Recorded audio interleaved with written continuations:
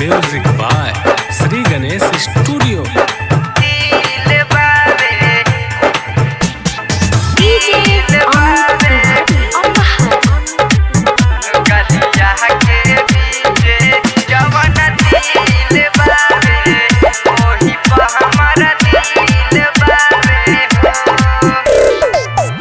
आहिल बहलू नाचे गोरी उमर बावे काचे गोरी कहिले हम साचे गोरी रही तू बाच के गोरी 72 करी हैया डोलेला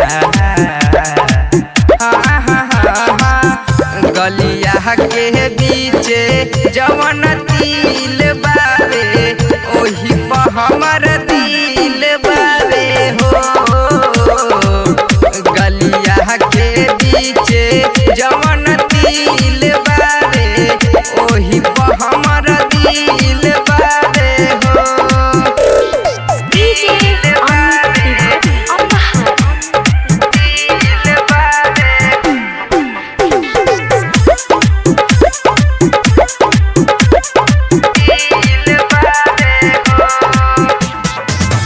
जब जब देखी तोहर उठवा के लालिए रानी मरतावे जान तोहर कनवा के बालिए रानी कनवा के बालिए रानी लेला तू नमरिए जान हमर कमरिया हिलाई के नु हो तोहरा खातिर सबे पागल बाटे गौवा जमार के नु हो चले लुता कमरिया डोलेला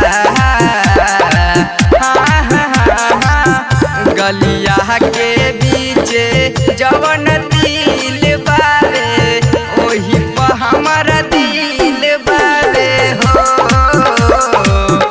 गलिया के बीचे जवन तिल बावे ओही पर हमर दिल बावे हो।